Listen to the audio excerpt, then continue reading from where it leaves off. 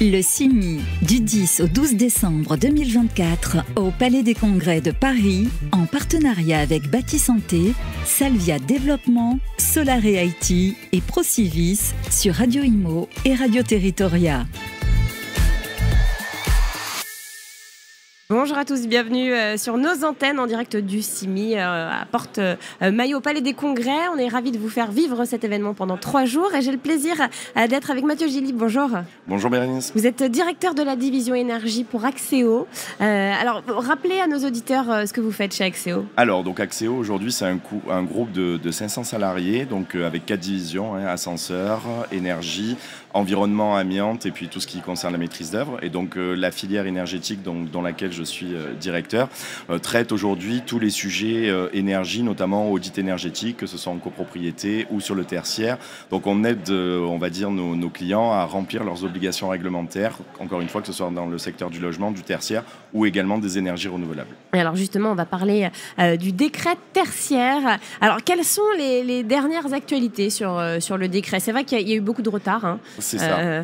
Est-ce qu'on peut refaire un point avec vous rapidement ? Oui, alors dans les dernières actualités, effectivement, on a toujours ces seuils arrêtés, ce qu'on appelle les seuils valeurs absolues, dans lesquels en fait les catégories d'activités qui sont assujetties au décret tertiaire attendent finalement de savoir quelles sont les consommations seuils en vue de déterminer leurs objectifs de réduction de consommation énergétique.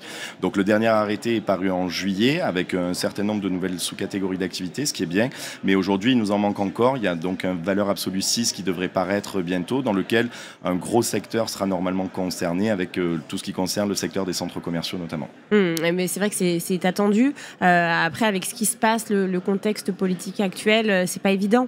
Effectivement, c'est pas évident, mais en tout cas, pour collaborer avec eux, la DHUP avance quand même, puisqu'on a repris les réunions de travail qu'on avait l'habitude de faire. Donc voilà, on va à la Tour Sequoia et il y a des groupes de travail qui se font. Il y en a eu un au mois de novembre, il y en aura de nouveau un au mois de janvier. D'accord. Donc voilà, donc ces groupes de travail vraiment nous permettent d'avancer sur ces sujets-là. Donc on espère qu'on va enfin pouvoir finaliser et enfin pouvoir délivrer, que les personnes concernées vont enfin pouvoir savoir comment mettre en œuvre réellement ce décret tertiaire, en remplir les obligations et diminuer leur consommation énergétique.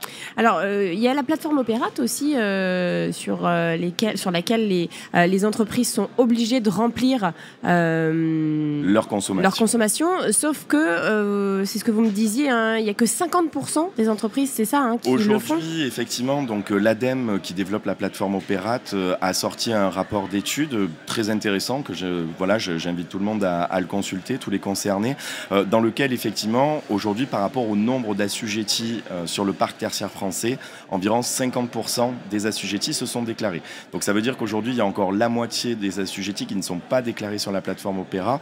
Bien souvent, ce sont des petits assujettis qui ne sont pas forcément au courant de leur propre assujettissement à cette réglementation. Oui, c'est ça. Et c'est en ce sens-là où nous, en termes de communication, Axéo, on essaie d'aider ces assujettis à leur faire connaître ce décret et à leur faire remplir leurs obligations. Donc il y a de la communication à faire, il y a de la pédagogie aussi à faire. Communication, pédagogie, parce que le décret de tertiaire, c'est un peu un méli-mélo. Effectivement, il y a la partie propriétaire, mais il y a la partie occupant. Et bien souvent, les gens ne savent pas forcément qui est concerné par quoi. En fait, la réglementation, elle a été construite de manière à ce que finalement, qu'on soit propriétaire ou bailleur, ou occupant, on va dire, mais non propriétaire, finalement tout le monde est concerné. Tout le monde est concerné au niveau des déclarations et tout le monde est concerné au niveau de l'atteinte des objectifs. Donc, peu importe qui a l'information, il faut que le travail soit fait. Le but étant quand même qu'il y ait une vraie collaboration et une participation commune. Et justement, est-ce qu'il y aurait des mesures à fixer ou des choses à faire peut-être pour que ce soit un peu plus clair, un peu plus compréhensible pour tout le monde, pour tous les assujettis ? Il y a déjà eu effectivement des arrêtés parus qui ont clarifié un certain nombre de choses. Après, cette réglementation, quand elle a été faite, elle était volontairement orientée, qu'on soit côté occupant ou qu'on soit propriétaire, pour que finalement tout le monde se sente concerné. Par contre, c'est vrai qu'aujourd'hui, beaucoup sont en attente de se dire oui, mais pour atteindre l'objectif, qui est induit par quoi, qui doit faire quoi. Au niveau des consommations énergétiques, c'est assez clair. Normalement, c'est bien l'occupant des locaux qui doit déclarer sa consommation énergétique. Mais par la suite, ce sera aussi la phase travaux, finalement, qui elle, va représenter un budget notamment plus conséquent, sur lequel beaucoup d'acteurs, finalement, sont en attente de savoir comment ils vont pouvoir répartir les différents investissements. Et vous qui accompagnez, du coup, ces assujettis, dans quel état d'esprit ils sont ? Alors, aujourd'hui, ils le voient plus comme une contrainte. C'est-à-dire que, alors, on a plusieurs typologies de clients, mais effectivement, beaucoup de clients le voient comme une obligation réglementaire à remplir. Mais comme en plus, elle n'est pas forcément aboutie, aujourd'hui, ils en voient pas vraiment l'intérêt. Alors que cette réglementation, elle n'a pas été faite à l'origine pour les contraindre. Elle a vraiment été faite dans le sens de, on a besoin de diminuer nos consommations énergétiques, de diminuer nos émissions de gaz à effet de serre. L'augmentation du prix de l'énergie fait que, aujourd'hui, il y a beaucoup de personnes qui se retrouvent dans la difficulté pour payer les factures d'énergie. Et c'est vraiment en ce sens-là que le décret a été pensé. Mais est-ce qu'il est perçu comme ça? Pas forcément. Aujourd'hui, il n'est pas forcément perçu. Ouais, c'est des contraintes, en fait. C'est ça. Aujourd'hui, c'est conçu vraiment, c'est perçu en tout cas comme une contrainte de se dire il faut que je déclare les consommations. Alors que, encore une fois, l'orientation, c'est vraiment d'essayer, on va dire, aux différents acteurs du tertiaire de bien connaître leur patrimoine et d'envisager des travaux de rénovation énergétique qui vont être pertinents et qui, de même, vont leur permettre finalement d'améliorer leur situation financière.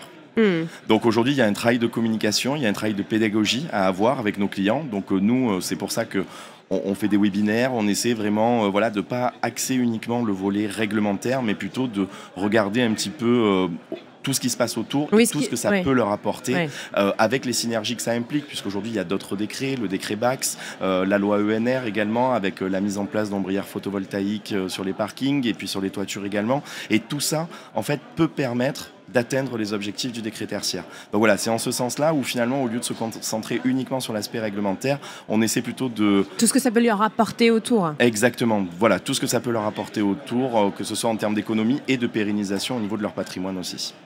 On va parler maintenant du CIMI. Alors, c'est vrai que vous êtes juste en dessous, là on est au niveau 3, vous êtes au niveau 2. Quelles sont les attentes de ce grand événement, hein? C'est vrai que c'est un peu l'événement incontournable pour vous d'ailleurs. Pour tous les acteurs du secteur. Qu'est-ce que vous attendez de cette édition 2024 ? Alors nous, donc effectivement, un magnifique salon qu'on a plaisir en tout cas à faire chaque année.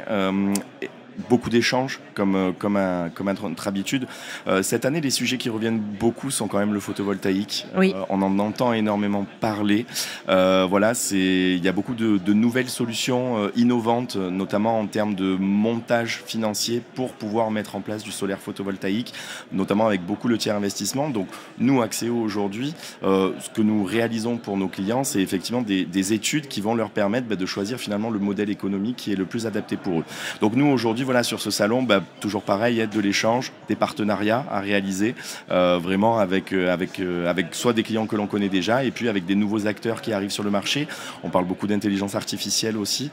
Donc effectivement, il y a beaucoup d'acteurs qui arrivent avec, on va dire, de nouvelles prestations qui intègrent l'intelligence artificielle. Nous-mêmes, on commence également à l'intégrer et c'est toujours très intéressant de pouvoir collaborer avec ces gens-là, créer des partenariats et puis voilà, aider tous nos clients. Vous, l'intelligence artificielle, vous l'utilisez récemment sur quoi, par exemple ? On commence à l'utiliser dans nos outils. On va commencer à l'utiliser dans nos outils, par exemple, pour tout ce qui est la reconnaissance. Lorsqu'on est en relevé sur site, par exemple, lorsqu'on fait une prestation d'audit, ça peut nous aider, par exemple, à relever des plaques signalétiques pour aller chercher automatiquement les références des produits qui sont installés. Donc aujourd'hui, on commence à le déployer. On y va doucement parce que c'est pas quelque chose qui est si simple que ça à maîtriser. Au niveau, vous parlez pour les collaborateurs ? Voilà, pour nos collaborateurs. Voilà, donc on essaie de l'introduire tout doucement. De l'introduire tout doucement, voilà. Mais en tout cas, c'est un sujet à côté duquel Axéo ne passera pas. Bien sûr. Comme beaucoup de sociétés, on doit faire avec et je suis sûr qu'à terme, ce sera une aide vraiment conséquente pour nous. Eh bien, merci infiniment, Mathieu, pour cette interview. Et puis donc, votre stand est situé au niveau 2, on ne sait pas, mais on va trouver, on le mettra en dessous de la vidéo. Merci beaucoup. Merci. À très Bonne vite journée, sur nos antennes. Le CIMI, du 10 au 12 décembre 2024, au Palais des Congrès de Paris, en partenariat avec Bâti-Santé, Salvia Développement, Solaré IT et Procivis sur Radio Imo et Radio Territoria.